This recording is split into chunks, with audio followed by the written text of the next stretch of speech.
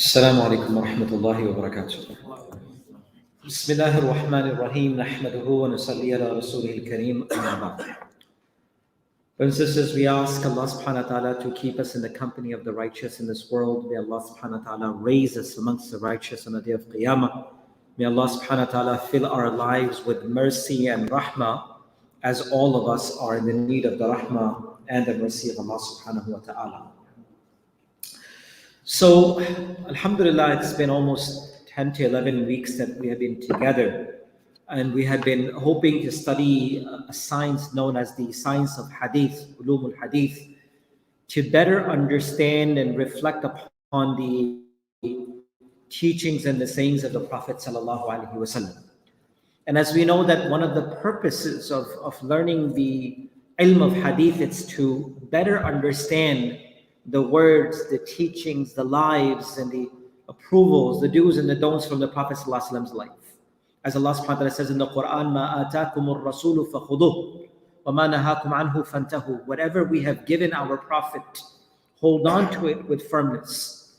And whatever our Prophet has stopped, meaning avoid it completely. To take from what the Nabi of Allah ﷺ has given us and to avoid that which the Nabi of Allah ﷺ prohibited, it is our responsibility. With that being said, we went through different phases and different points of Ulum al-Hadith. We began with the importance of what is Hadith, what is Sunnah, the importance of Sunnah. Then we further dived into the purpose, the definition, the subject matter, and the objective of what Ulum al-Hadith is.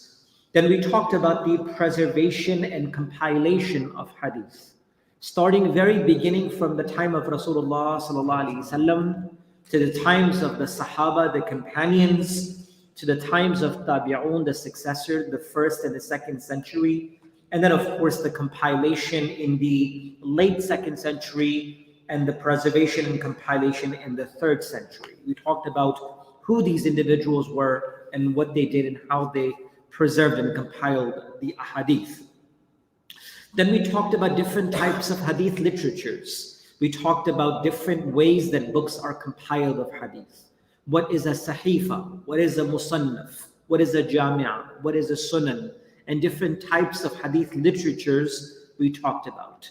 Then we also dived into well-known works of hadith and also their compilers. We talked about Imam Malik. We talked about Sahih al-Bukhari, Sahih Muslim, Jami' al-Tirmidhi, Abu Dawud, Sunan Nisa'i, and Ibn Majah. Then we dived into the subject of asnad, chain of narration. What is a chain of narration? How is a hadith compiled through narrations and compilation of it?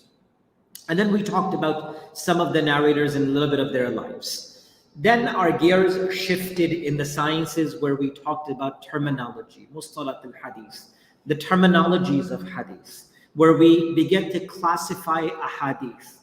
And the classification of the ahadith, or the sayings or the words or the approval of Rasulullah ﷺ, is classified in many ways. So for example, you can classify a house, a masjid, a person in different ways.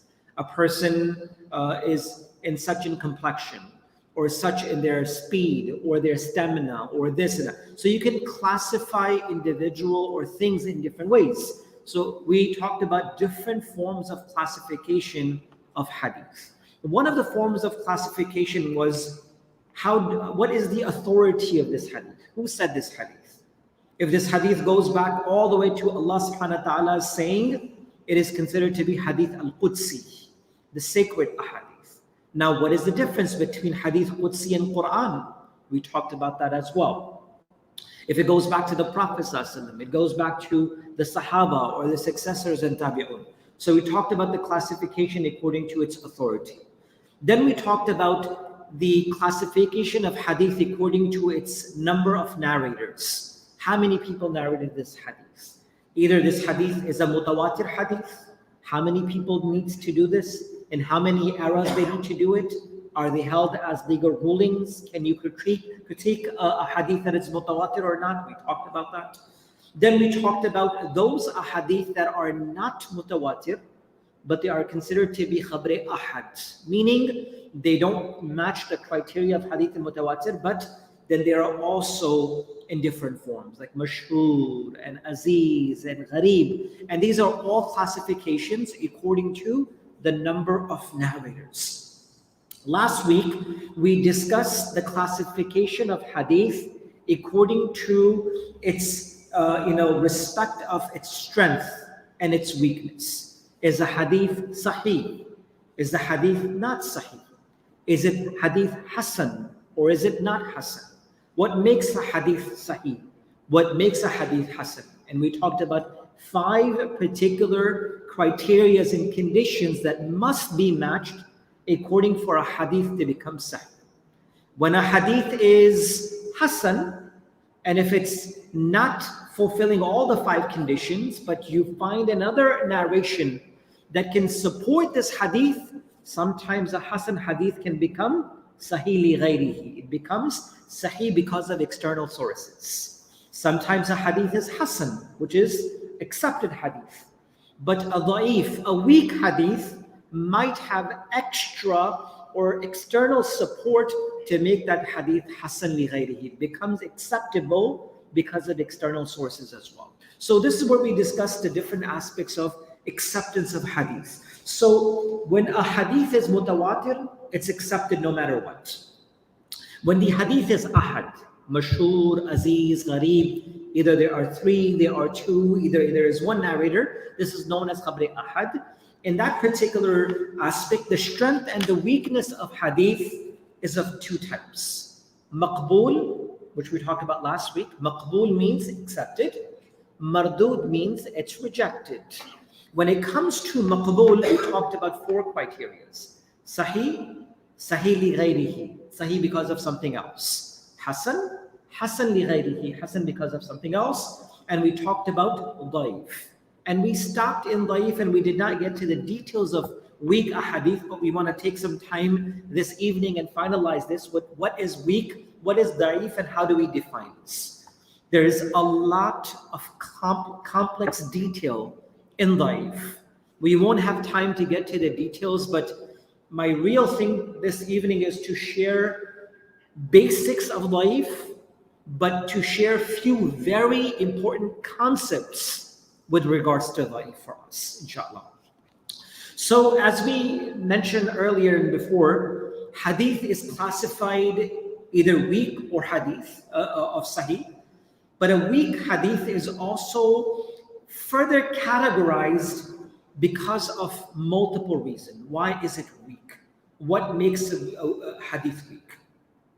So scholars have given a bigger highlight to keep in your mind. A hadith could be weak either because there is a break in the chain of narration, or there is some sort of defect or deficiency found in one of the narrators of this hadith. There are 2 reasons, major reasons, why a hadith is considered to be weak. The first reason is either there is a chain that is broken, A, B, C, D, E, and final. So there is A, B, C, E, F, G, D is missing, either 1 is missing, either 2 is missing. We're going to discuss all of that right now. If 1 is missing, what's the ruling? If 2 is missing, what's the ruling? What if sahabi is missing? What if the tabi is missing? These are all the details that we'll get into in just a few moments. So a hadith could be considered weak either because it's missing a chain, or there is some sort of deficiency in one of the narrators of the hadith. What is this deficiency? What is that thing that's lacking? Then it either could be that person wasn't known for their their intellect, where they would hold on to with great memory and accuracy. Or maybe the deficiency was that someone said that they saw that person lying, or that person never met people, but he proclaimed that they met those individuals. Or that person always went against the rulings of the major rulings of Islam. So there are subcategories of what that deficiency, and we'll talk about that in just a few moments. So let's look at the overall picture. Hadith could be considered weak because of 2 reasons. Either there is a breakage of chain of narration, there's someone missing, we don't know who that is, and according to who is missing and how many are missing, we will extract rulings. Or one or more of the narrators, there is some sort of deficiency and something lacking in the narrators. So let's talk about the breakage of the chain first. Let's break them down further.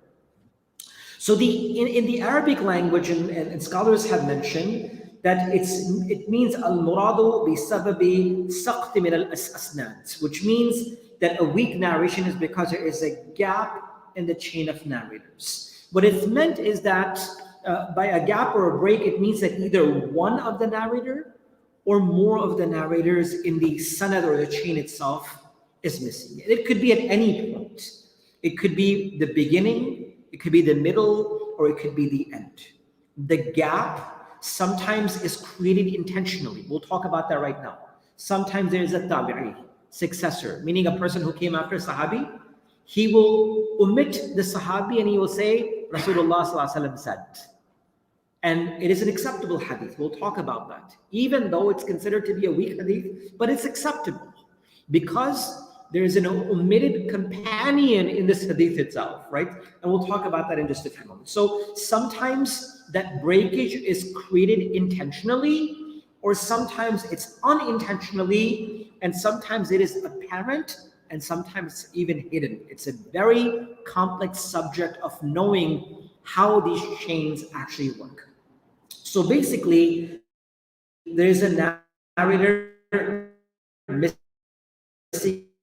in the chain somewhere, right? That's the basic concept itself. Based on and how many of these individuals are dropped, the scholars further classify or define these ahadith. So for example, and I don't want to get into a lot of detail, but I'm going to give you a basic concept of it. One is known as mu'allaq. Mu'allaq. Mu'allaq means hanging.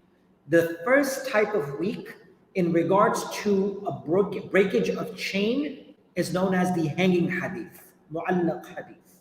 What is the mu'allaq hadith? Mu'allaq in Arabic literally means something that is hanging, something that is suspended, something that is dangling, something that is holding on to something. So technically, if you look at the Islamic definition of hadith that is mu'allaq, it means that a narration in which one or more narrators are dropped or omitted from the beginning of the chain in sequence. Beginning. Beginning meaning, what do I mean by beginning? Beginning means something that is closer to the compiler. Not Rasulullah or the Sahaba, but something that is very, very close to the compiler themselves. That's why it is called mu'allaq. Literally, this is as if the hadith is hanging from the top, meaning the hadith is hanging. Mu'allaq means something that is hanging. So the hadith is stronger on the top, but the bottom part, meaning where it began, the transmission itself, it's missing. What it's meant by beginning is that the chain of the narrator closest in time, or the closest to the compiler, is something that is missing. And the end of the chain would be the closest to the Prophet ﷺ. So when someone says the beginning of the chain, it means closer to us. When we say the end of the chain, it means closer to Rasulullah ﷺ. So when you talk about terminologies of hadith, means closer and the end of the hadith. The end is towards Rasulullah sallallahu alaihi wasallam. So in certain cases, a person might omit the entire chain of narrators from the beginning to the end and only quote the Prophet sallallahu alaihi wasallam. So for example, there are many sayings that the Prophet sallallahu alaihi wasallam said such and such, or they may omit the entire thing. So let me share with you a hadith. This is a hadith in Imam Bukhari. Imam Bukhari says, "Ma akhrajahu al-Bukhari fi muqaddama." Imam al-Bukhari rahmatullah alayhi, at the beginning of his kitab and his chapter, writes where he has been narrated regarding things, thighs being a part of the awrah, meaning your thighs are part of your coverage. So Imam al-Bukhari rahmatullah alayhi brings a mu'allaq hadith. And this is Sahih al-Bukhari, which means a hadith is classified as in words weak, but it's a part where it's acceptable in action. So he says, Imam al-Bukhari says, "Ma yaqulu Abu Musa," he said that Abu Musa said that the Prophet ﷺ covered his knees when Uthman radiallahu anhu entered the room. This is Imam al-Bukhari rahmatullahi alayhi mentions. And this particular narration is classified as mu'allaq. This is not directly a part of the Bukhari, but it's in the muqaddamah, it's in the introduction of it, because Imam al-Bukhari rahmatullahi alayhi dropped the entire chain except for the companion, Abu Musa al-Ashri radiallahu anhu. Imam al-Bukhari dropped the entire chain and he kept only Abu Musa al-Ashri radiallahu anhu. And the authenticity and the strength of a mu'allaq hadith depends upon the chain of narrators. Yes? So is that chain just completely missing, or it's there? It's there, but it's not mentioned. Meaning, in order for it to be reliable, it has to have the presence of all. And this is where it's going to become a little clear. That sometimes it's intentional and sometimes it is unintentional.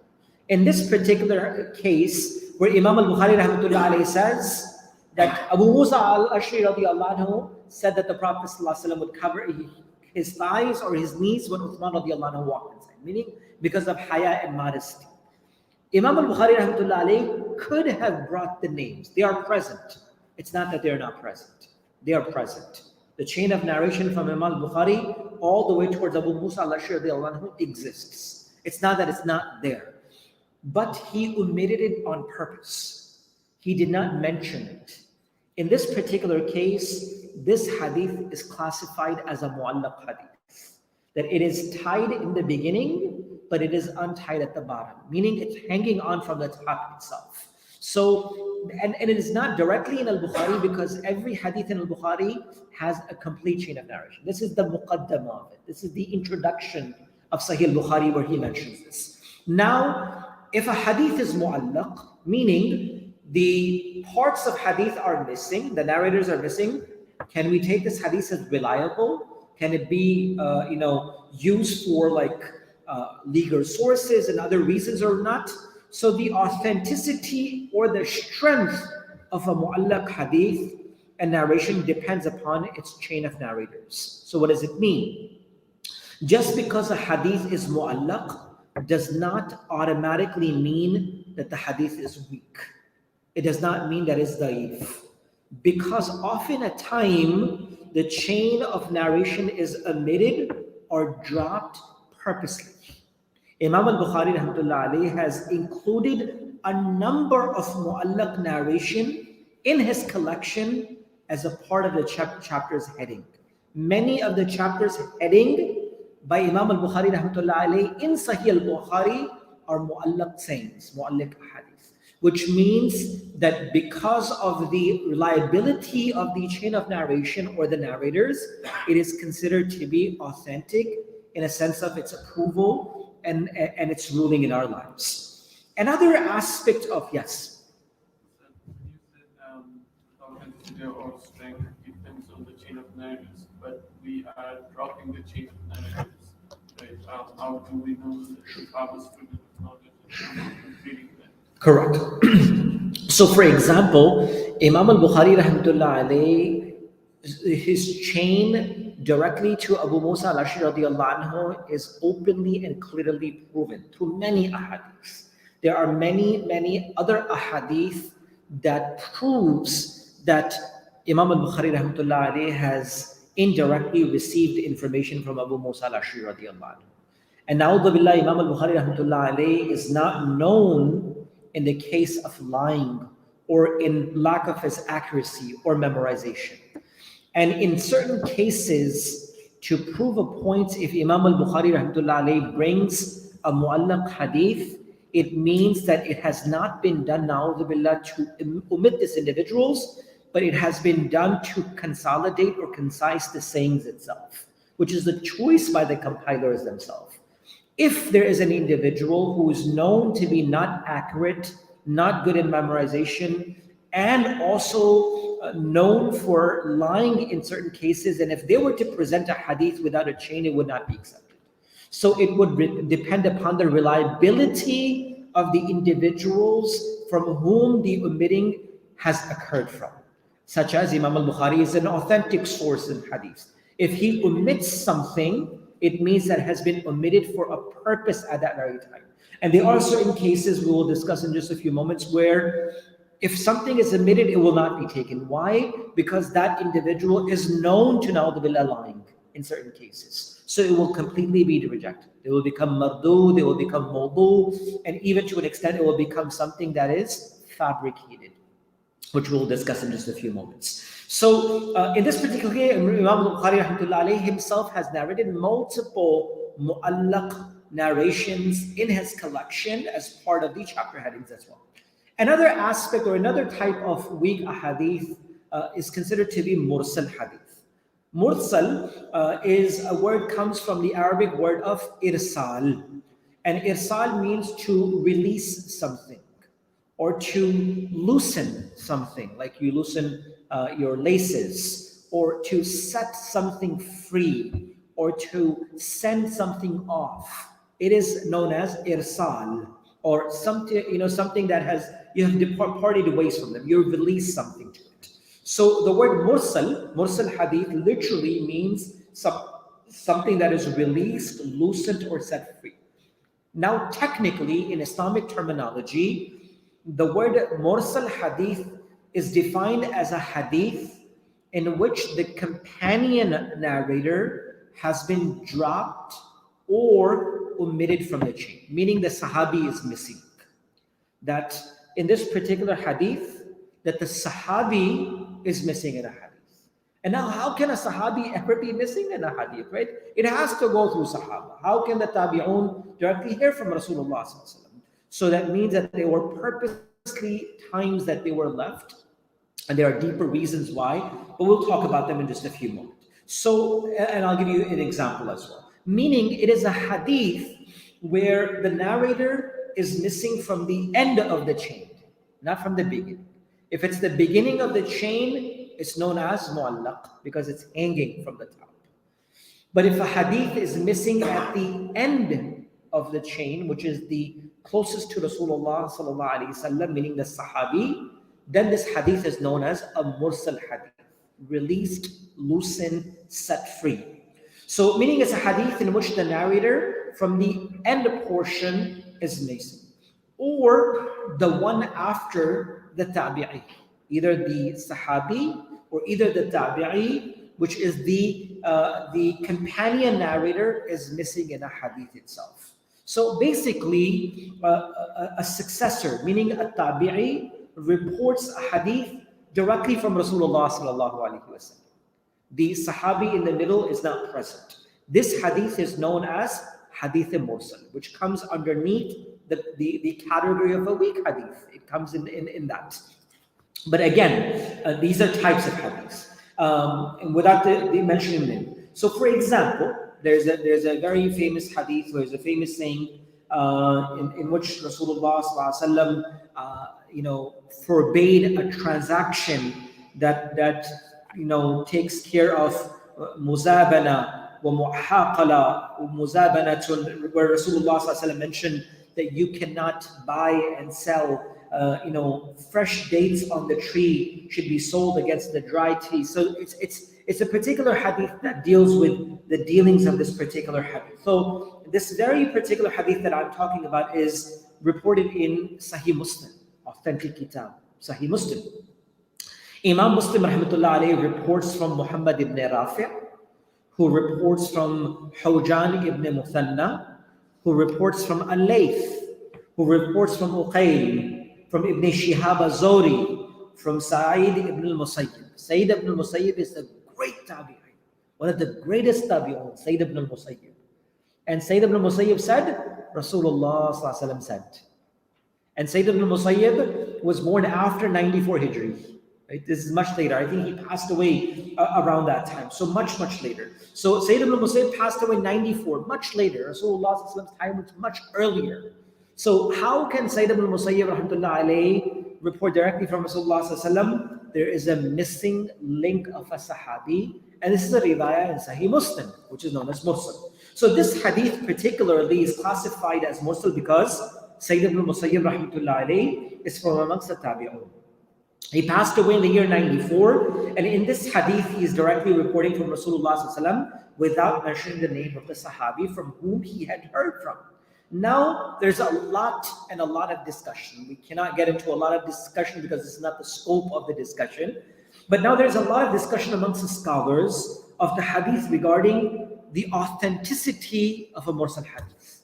Is a mursal hadith authentic? Is a mursal hadith not authentic?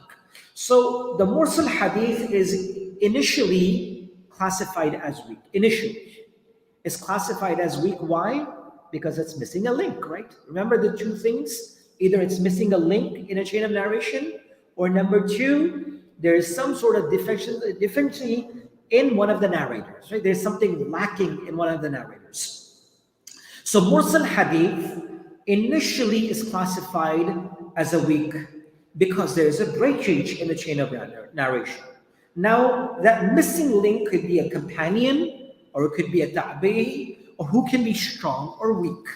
So now there are multiple possibilities, and there is only one narrator that is missing, which is the companion, or there could be more. So with regards to a mursal hadith, there are three major rulings according to scholars. There are three major rulings according to scholars when it comes to the authenticity of a mursal hadith. The majority of the hadith scholars, the jurists, fuqaha, and the scholars of usul, meaning those who come up with the rulings in Islam, are of the opinion that a mursal hadith is weak and cannot be used as a legal proof. It cannot be used as a legal proof because of the missing narrator is not known. Yes. So can one hadith be used for legal proofs? Yes. Doesn't necessarily mean it's a weak hadith. Correct. Yes. So mu'allaq hadith could be used. Now, according to Imam Abu Hanifa, Imam Malik, Imam Ahmad bin Hanbal, and other scholars, a mursal hadith is acceptable as long as the successor, meaning the tabi'i, is known to be trustworthy, who only narrates from trustworthy sources. Meaning that if there is this particular hadith, Sayyid ibn Musayyib rahmatullah, one of the greatest tabi'i of his time. He's known for his ilm, his taqwa, his accuracy, his knowledge. But there's a time where he narrated a hadith where he omitted the presence of a sahabi and he said Rasulullah sallallahu alaihi wasallam said. Knowing that there is a chain, but he purposely omitted it. Can this be Imam Abu Hanifa, Imam Malik, Imam Ahmad bin Hanbal, and the giants of the time all say that if this successor tabi'i is of a trustworthy level, then this hadith will be considered to be trustworthy and authentic, and of course it will be considered to be something that can be taken as a reliable source. Imam al-Shafi'i rahmatullah alayhi was of the opinion, out of the four great imams, Imam al-Shafi'i rahmatullah alayhi was of the opinion that a mursal hadith can be used as a valid legal proof as long as it meets certain criteria and conditions. So most of the scholars have mentioned that mursal hadith, depending on the authenticity of who the tabi'i is, and most of the tabi'un are all considered to be udul and sadiq and truthful. And subhanAllah, it's considered to be a legal proof according to Imam Shafi'i rahmatullah as well. And of course, this is the discussion in a very deeper sense is beyond the scope of our discussions here. Now, another thing to also remember is a mursal as-sahabi, a hadith that is mursal as-sahabi. Mursal hadith of a companion is when the companion narrates something from Rasulullah sallallahu alaihi wasallam that they did not hear or see themselves directly. And this has happened in many ways. So a sahabi said, Rasulullah sallallahu alaihi wasallam said, where he may not have directly heard from him, but he heard from another sahabi, but he quoted and said Rasulullah sallallahu alaihi wasallam said. Right? I hope you understand this. So Sahabi said, Rasulullah said, but he did not hear. But this Sahabi heard another Sahabi said that Rasulullah said. So he said, rather than the other Sahabi, he quoted Rasulullah directly. So this is known as Mursal as-Sahabi, meaning that the Mursal narration of a companion. So a Mursal hadith of a companion is when a companion narrates something from Rasulullah that they did not hear or see themselves directly. And this happened either because the Sahabi was extremely young at the time of Rasulullah or because they might have accepted Islam after a time where this hadith was already set, or later time or they might have spent very less time and did not get the opportunity to directly hear from Rasulullah. But they heard the other Sahabi, and they were also Sahaba, so they heard from Rasulullah through other sources. And there's almost a unanimous agreement that a mursal hadith of a Sahabi is authentic and it's a valid legal proof. Meaning, if there's a hadith that is mursal as-Sahabi, where they did not directly hear Rasulullah saying, but they got it from someone else, but they used the direct words of Rasulullah. This is because of all the companions of Rasulullah are considered to be sadiq and truthful. The companions of Rasulullah are upright and accurate. Udul. Sahaba were adil. They were all just. They were all truthful in their speech. They were all forgiven by Allah subhanahu wa ta'ala. There were mistakes, there were flaws, they were human beings, but they were forgiven by Allah subhanahu wa ta'ala. So if there's a mursal hadith where a Sahabi reports inside Rasulullah, but it was proven that either they were too young, they accepted Islam at a later time, but they were Sahabi, or they spent very little time and they heard it from someone else, it will still be accepted authentic and a valid proof, as long as all the other conditions are met. Meaning other conditions must be met to the rest of the chain of narration. So this is known as mursal, where the end of the chain of narration is missing. It will depend upon who is the successor narrator or the tabi'i, and will consider authenticity according to that. Another aspect or another type of hadith, which according to the missing chain of narration is known as mudal, which is a term known as problematic, something that is mysterious, something that is puzzling.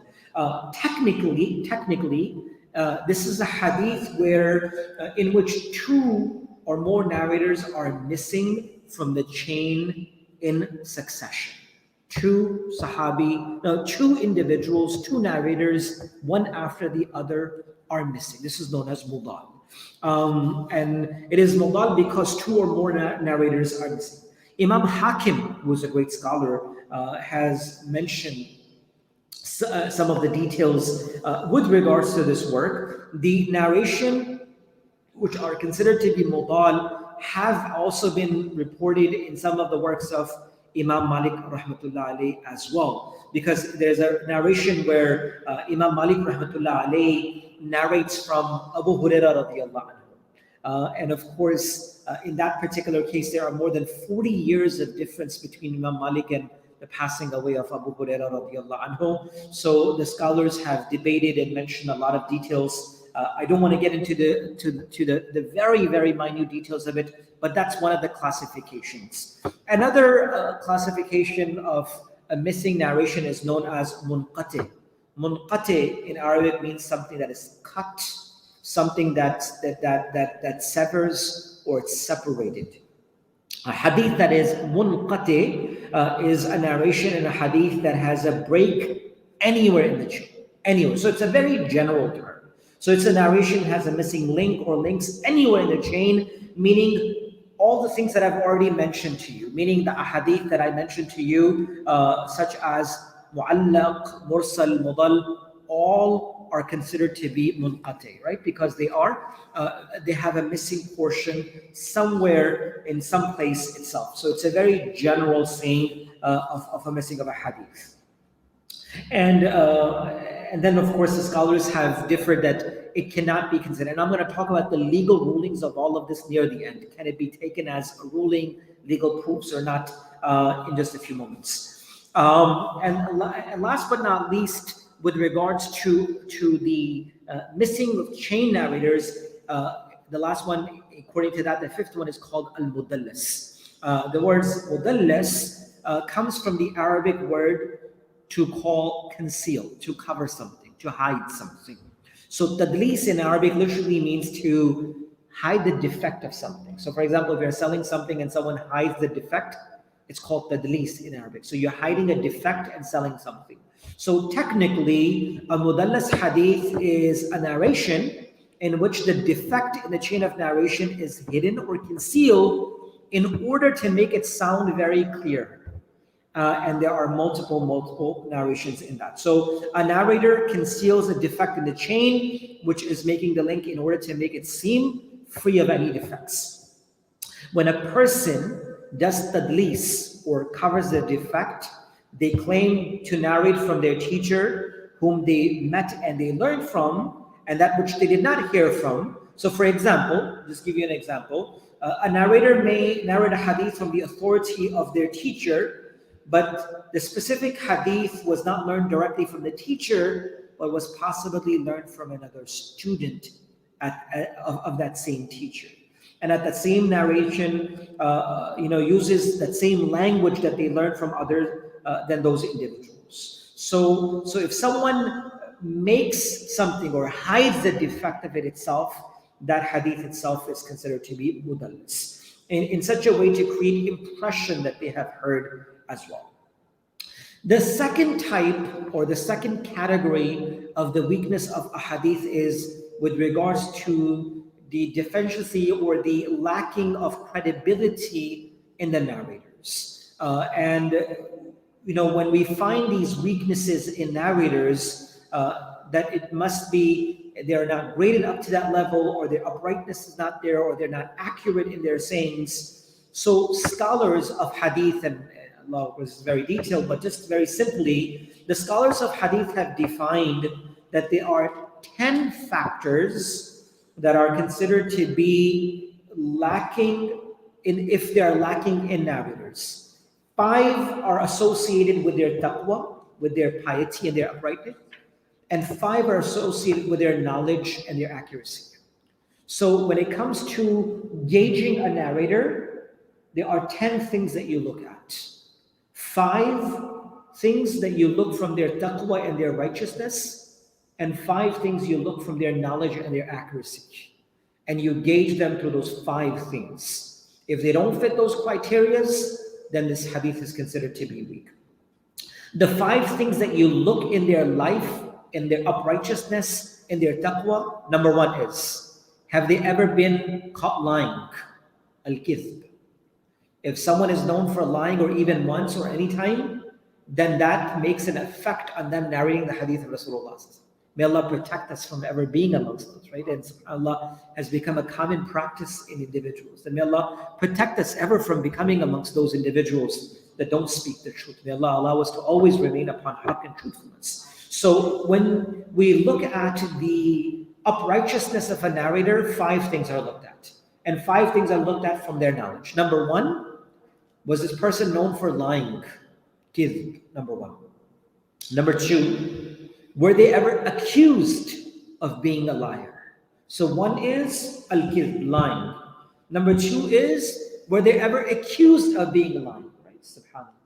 That's why it's always very, very important for Muslims and believers to live a very open and clear life. Our days and our nights should be the same in front of people and Allah subhanahu wa ta'ala. May Allah make it right for us, right? That's why doubts and shak can come in anyone's heart. So they may not be liars, but people can accuse. That's why one day Rasulullah sallallahu alaihi wasallam was standing in front of a masjid and it was dark in Medina. It was dark. And Rasulullah sallallahu alaihi wasallam was standing with his wife. A Sahabi walked and he passed by. And Rasulullah sallallahu alaihi wasallam called him. And he said, "Oh Fulan, oh so-and-so, I'm standing with my wife and talking." He said, "Ya Rasulullah sallallahu alaihi wasallam, why did you even have to tell me this? Why did you even explain that to me, right? I would have never even thought of anything wrong about you, Ya Rasulullah." He says, "Not you, shaitan. Not you. It's not you. It's the shaitan that may make you think and feel that, who is he talking to?" Right? So sometimes we could be accused of something. So being very careful. That's why Rasulullah ﷺ said, "Ittaqu mawadi'ut tuhma." Avoid the gathering and the places of wrong. You may not be doing the wrong, but someone may feel or see that you are the person who is doing the wrong. There's a road. That's why our Ustad Mihla reward our teachers in the best of the way. He said if you're walking on a road and there's a place that is not right, a club or a pub, whatever it is, a bar or anything like that, even if you have to walk around, walk from the other side of the pathway. Don't walk on that road, on that side. Because you know your heart is clean. But you don't know someone else, oh Imam, so this I just came out of that spot, right? You never know. You never know. You need to protect. We need to protect ourselves. The times of fitna and trials are so much. So the hadith says, protect yourself from the places of wrong, to protect yourself from wrong itself. And that's why the Quran doesn't say, don't commit adultery. The Quran says, don't even come close to zina. The Quran don't say, don't commit zina. Quran says, don't even come close to zina. La taqrabu zina. Right? Don't even come close to a thing that will bring you towards wrong itself. So important. So lying, accused of lying. The third thing is, if they are known for open sin. When you're engaging in the criteria of narrators, and you're looking at uprightness and accuracy. When you're looking at their uprightness and taqwa, lying, accused of lying, open sinning, being unknown. No one even knows that that person ever existed in the terms of knowledge. They randomly came out of nowhere, started narrating hadith, right? They were never known to be in the circles of scholars and known towards the people who narrated. So being unknown, meaning jahil in particular cases. And last but not least, they were known for innovation, bid'ah. 5 things are the criteria of uprightness of a narrator. Lying, accused of lying, open sinning, jahil, which means unknown, and number 5, there are innovators, person of bid'ah. Yes. If a person did all that but then made tawbah, are they still counted like that, or so if they are, if you know, everyone goes through. Rasulullah ﷺ said, "Kullu bani Adam khata'un." Every child of Adam makes sins. We're not perfect. So even if the greatest of the names are mentioned, there might have been some flaws, but they may have made their ta'alluq correct with Allah subhanahu wa ta'ala. But as long as once they corrected themselves, they remained steadfast on righteousness. And from that time onwards, they were known to be acceptable individuals, right? And there are many, many stories of individuals that lived a life which had been completely different. Like Malik bin Dinar rahmatullah alayhi's life was known to be a man of a person drunk in alcohol at all moments. But how Allah subhanahu wa ta'ala opened the eyes when Malik bin Dinar rahmatullah alayhi lost his only beautiful child and daughter, and he lost her and he saw her, and subhanAllah, how Allah changed. So yes, definitely, as long as their life changed and Allah completely changed, that's perfectly fine. Yes. Just continue with that. If somebody caught lying and whatnot, does the credibility of him being a scholar, does it go nowhere? According to at that very particular time, yes. So long as they were able to rectify that credibility in the circle of scholars, that lie was not a continuous habit itself. As long as they become a reliable source, as long as they were able to gain their acceptability of a person who was truthful and they were not continuous liars. There are 5 things that are associated with accuracy. So we talked about uprightness, then 5 things that are associated with accuracy. Number 1, they are not known for neglect and oversight, ghafla, meaning they go through things, they don't fully focus on it, and they just overlook things. So for example, they are not known for being involved in things fully. There's a sense of neglect, there's a sense of oversight in that person.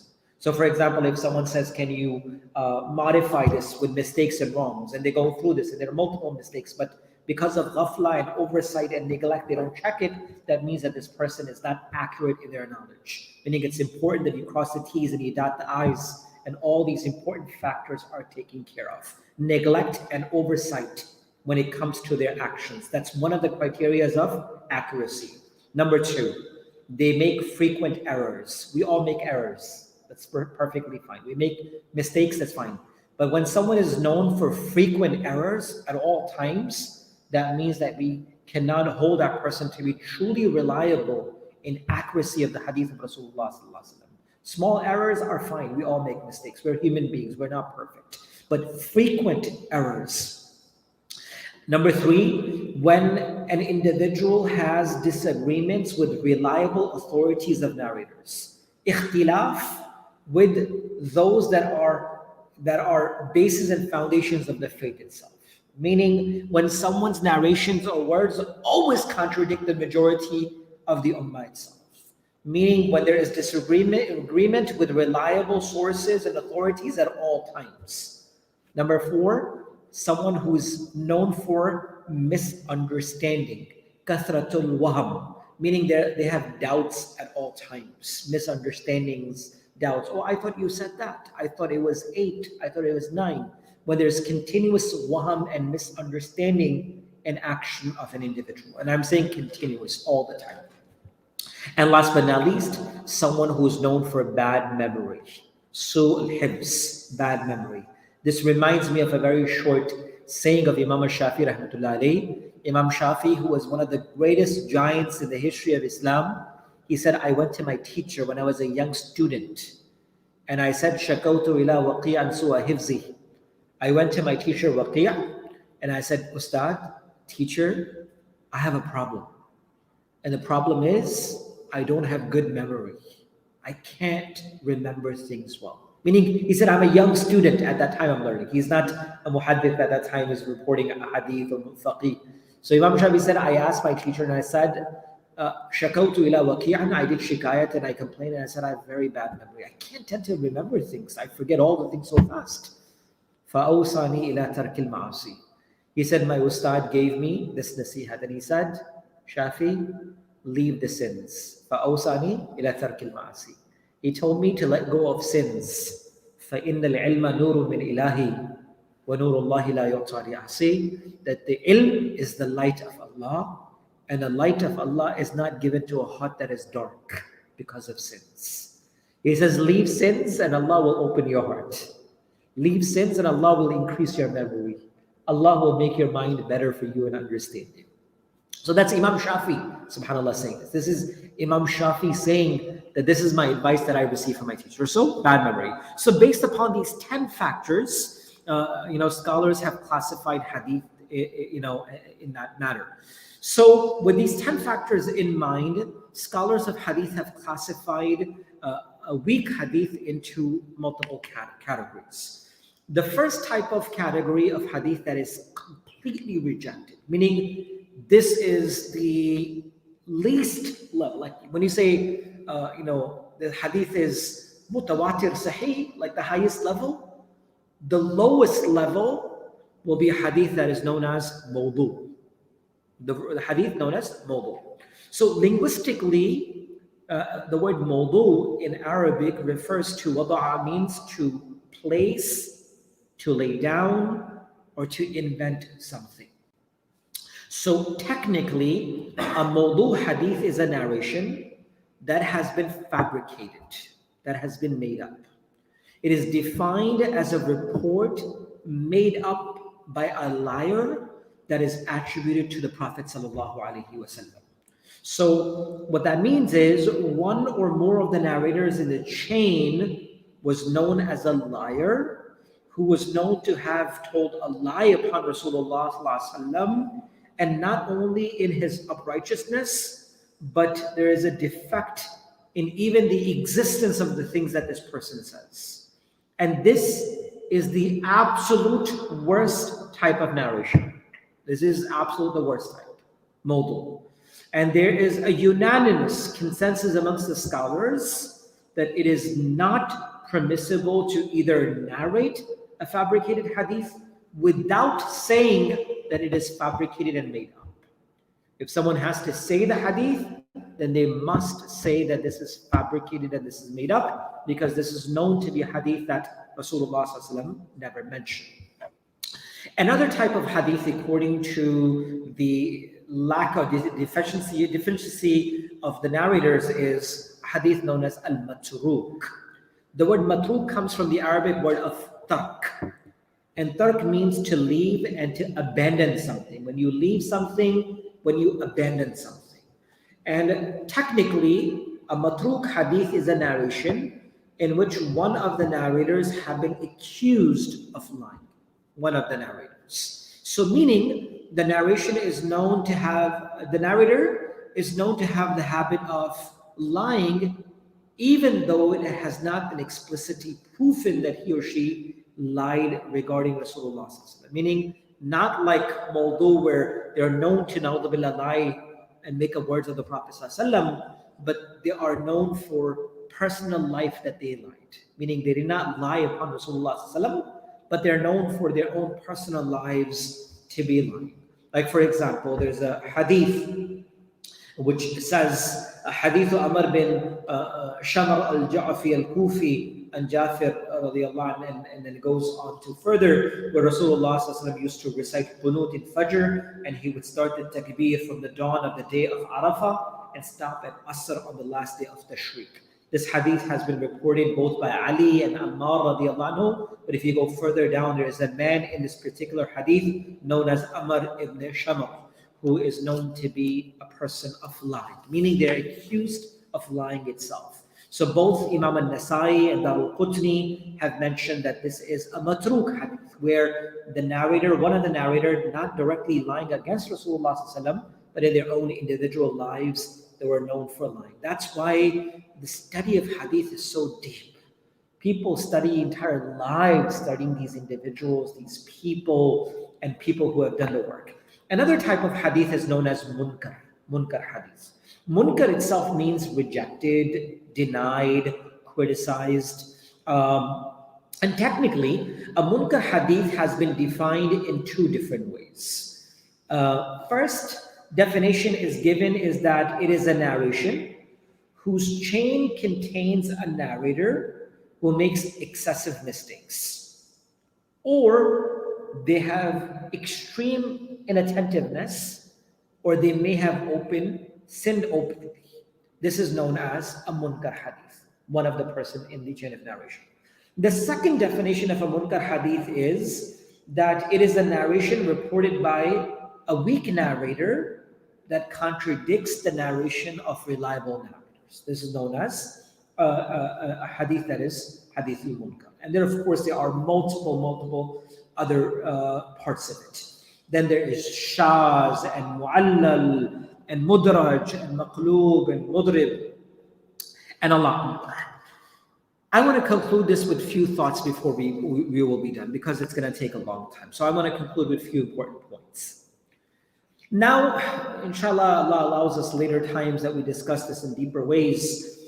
Now, what is the ruling that we take upon these ahadith, where one narration is liars or it's not lying, or hadith is defined as the narration in which people left out certain dots and vowels in hadith. Even to that extent, the scholars have talked about. So the question arises is that can we take weak hadith and can it be used? What is their legal value? What is the legal value of a weak hadith? Can they be used to derive or establish legal rulings? Can we do that? Can they be acted upon? Can we act upon a weak hadith itself? Is it even permissible to narrate a hadith that is weak, right? These are all questions that comes to mind. So the scholars of hadith, usul, jurists and fuqaha have maintained that it is permissible to narrate a weak hadith with two conditions. Number one, that the hadith should not be related to the field of belief and aqidah, belief and creed. And number two, that the hadith should not be associated directly with a legal ruling. And there are certain options where legal rulings are taken from a hadith that I have mentioned previously as well. So a point that Habib had mentioned to me, and Jazakumullah khairan for those beautiful conversations that we had. So classification of hadith, it's really useful to extract ahkamat and rulings in Islam as well. So for example, how fard and sunnah and wajib and other actions come into existence. So classification of ahadith really help us in regards to rulings of our actions as well. Usul hadith came much later. It was not in the very beginning time, but it came when the need and necessities began to arise. So, for example, the sanad was never asked in the beginning time. Sanad began to be asked when a thought of people beginning to lie on the words of Rasulullah came into existence. So, for example, and this is one very, very important point, is there could be amal on a hadith that is da'if. There could be an amal and a practice on a hadith that is weak. And as we know that there are multiple types of weak. Mawdu, matruk, all these are not. But there are certain ahadith that are weak, and there could be amal in it. So for example, the famous hadith where, the hadith of waris, inheritors, with Imam al-Shafi rahmatullah alayhi. La waratha lil waris, la wasiyata lil waris. That you cannot, in the case of inheritor, you cannot leave behind inheritance for that who will already receive your inheritance. Meaning, you cannot leave a will and a bequest for a person who will automatically receive, your inheritance itself, which is an action that is done upon. So there are moments and there are times where there are qawi, which are strong hadith, and there are weak hadith. But the actions may be upon the weak hadith. So for example, there's a famous hadith where Rasulullah sallallahu alaihi wasallam stood up and urinated, right? Relieved himself once in his life. Famous, authentic hadith. Why? Because the place was so dirty that if he would have sat down, it would have caused more filth and dirt than him standing. Authentic hadith. But there is a riwayat that Rasulullah sallallahu alaihi wasallam, as his continuous action in amal, would sit down and relieve himself, right? And the Prophet ﷺ mentioning that the adab of qabr and all these things. In the chain of narrations of hadith, the hadith of sitting down might be weaker than the hadith of standing up. But the amal of the ummah is upon sitting down, right? So a lot of time we get caught up in the circle of people saying, oh, it's a weak hadith, we can't just practice. So they completely reject the hadith itself. So to know the basis and foundations, right? Sahih hadith, but there is no amal on it of the ummah. Like for example, there's a Sahih hadith. Imam Tirmidhi rahmatullah alayhi himself mentioned that there is a Sahih hadith that I have known of, which there is no amal of the ummah. Where Imam Tirmidhi rahmatullah alayhi said that Rasulullah sallallahu alaihi wasallam combined his salah, meaning his prayers, without excuse of travel, without excuse of fear, and without the excuse of rain. And he himself says, there is no amal of the ummah upon this without a valid excuse, even though this hadith is authentic. Imam Tirmidhi mentions this. So sometimes a hadith could be authentic, but there is no amal of the ummah itself. But sometimes a hadith is weak, but there is a practice and the amal of the ummah as well, depending on the weakness and the strength of the hadith as well. So now coming back to the points that I had mentioned. So when we talk about two conditions, the hadith should not relate to aqaid, belief, and they should not be direct legal rulings. So scholars have mentioned that a weak hadith, if it talks about virtuous deeds and encouraging of good and discouraging of evil, and it's about character and stories in the qisas, weak hadith are acceptable, and of course also acceptable to narrate as long as they are not fabrication. They are not those that are completely out of the fold itself. But then the scholars also remind us that when narrating a weak hadith, follow certain conditions, criterias. It should not directly be attributed to Rasulullah sallallahu alaihi wasallam with definite words. Instead, as we find our scholars mention, and they say that Rasulullah sallallahu alaihi wasallam said such and such, one should say such and such was narrated about him, or it has been narrated from him, like this, when you narrate a hadith that is weak. And the scholars' usage of the language that is in a passive voice, not in a definite voice when the hadith is weak, just to put yourself in a safe space. When it comes to acting upon a weak hadith or using them as a legal proof, there is a unanimous agreement that the use of a weak hadith cannot be used to give rulings on aqaid and belief. The vast majority also agree that it is not permissible to use a weak hadith to make legal rulings, but there is a difference of opinion in that. But there is a disagreement amongst the scholars regarding the usage of weak hadith related to virtues and rewards and fadail. So to conclude, there are three major opinions when it comes to using weak hadith for even fadail and virtues. Number one, weak hadith should not be acted upon without exception, regardless of whether they are belief, they are legal ruling, encouraging virtuous deeds. This was the opinion of the hadith scholars such as Yahya ibn Ma'in, Imam al-Bukhari, Ibn Arabi, and some of the other scholars.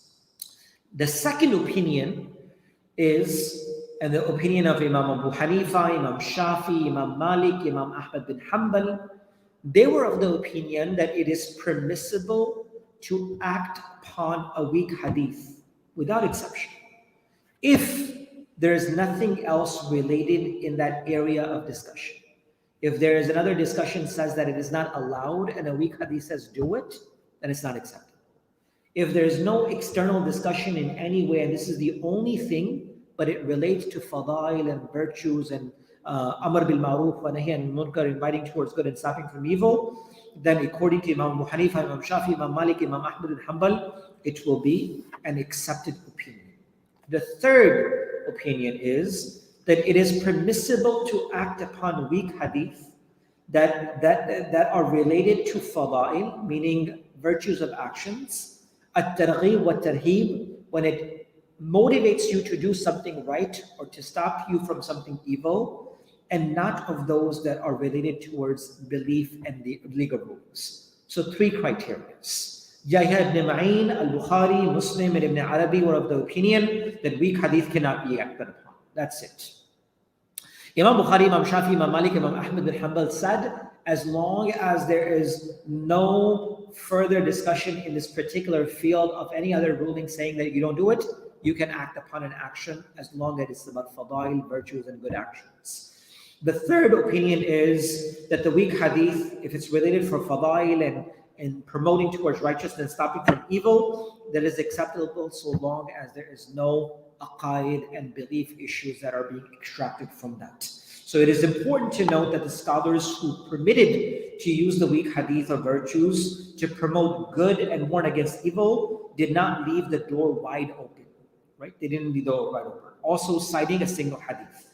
Rather, they placed three conditions in regulating the use of hadith. Number one, the hadith may not be very weak. Basically, it should not be a fabricated hadith. If it's mawdu, meaning if it's fabricated, no. If it is not mawdu and any of the other criterias, there could be acceptability. There could be acceptability.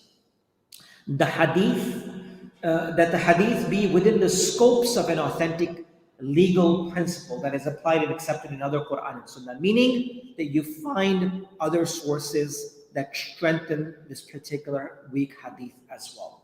And last but not least, that its weakness, not authenticity, be realized when applying. Meaning, make it clear.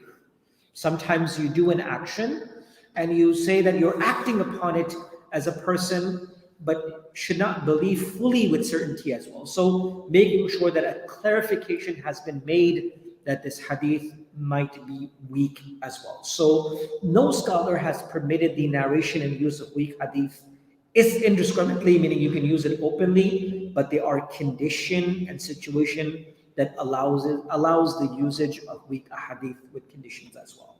So that makes it towards the end of our session. May Allah allow us to give us understanding of tawfiq, inshallah. If you guys have any particular questions, yeah. Two parts. One is about the Irsal or the Muslim Hadith. The Tabi, sometimes he has so many, that hadith is narrated by so many Sahaba. Therefore it should be clear that Yes. that is very important. There are many reasons, but this is very important reason. That the shiur that hadith, the same hadith is narrated by different Sahaba. Therefore he did take the name of the Sahaba. This is the one very important. Very important point, as Uncle mentioned, that the times that where I mentioned mursal. Mursal hadith was a time where the chain is missing near the end, right? Mu'allaq is when it's missing closer to the compiler, closer to us. And mursal is where the chain is missing near the end portion, which means the tabi'i. The sahabi is missing. One of the reasons, there are multiple reasons, and one of the reasons is because there are so many Sahaba who have narrated this particular hadith. And there are so many other narrators, so they omit and they directly go to Rasulullah ﷺ, not just because they wanted to leave a Sahabi, but it is a proven fact that so many Sahaba have narrated that very particular hadith. Similarly, for the tadlis also, there are many reasons. Sufyan Thawri is known as the tadlis, that it is the rawi of the Bukhari and Muslim and all the Sahatitta. Right. And the word bidah is used in different way, not this nowadays what we use the bidah. In this Ulum, the bidah is particularly the other groups, Shia, etc., like that, Mu'tazila, Khariji, like that. Yes, so another point that I'm going to mention right now is with regards to tadlis, mudallis. And when we talk about mudallis itself, when we're missing, many of them have mentioned Sufyan al-Thawri, as that. But he himself was a narrator in all of the books of hadith itself. So certain times, certain companions or individuals or people are known as they omit a narrator, but in reality they are acceptable individuals. As comes back to the question that you asked, was that sometimes it's the authenticity of the narrator that keeps the narration alive and going as well. Yes. So, I'm not that person. I don't know anything about Sciences of Hadith. I hear a hadith about something gives me mountains of putting words and whatnot. I do it. Few days later, I hear from my shrill that this is the okay. So what is my take on it? Because as long as that hadith is not mawdu, as long as it's not a fabrication, as long as that hadith is not fabricated where someone made those words up from the Prophet ﷺ. So when someone says it's a weak hadith, then we would have to dive a little bit deeper. And that's why it's always important to be connected to the scholars who can define the weakness of that hadith itself. It may be a weakness in slight narrations. Maybe it's not a directly. Maybe it's a mursal hadith, it's a matruk hadith. Maybe it's not directly a mawdu hadith, which means it's fabricated to the Prophet ﷺ. But it may be an action that might have slight weakness, which might be allowed to do amal upon, but not extract legal rulings on. So I think it would always require a little bit more deeper analysis, more asking of what type of weakness it is for a person to be able to omit action or to continue the action. One of the amal that came to my mind is the one, I think it's before going to sleep, if you recite the last three ayats of وَالَّذِي لَا إِلَهَ إِلَّا هُوَ 70,000 angels basically gives makes dua for you, something like that. And I used to do amal on it, but then I heard that it's not sahih. So I stopped doing amal on that.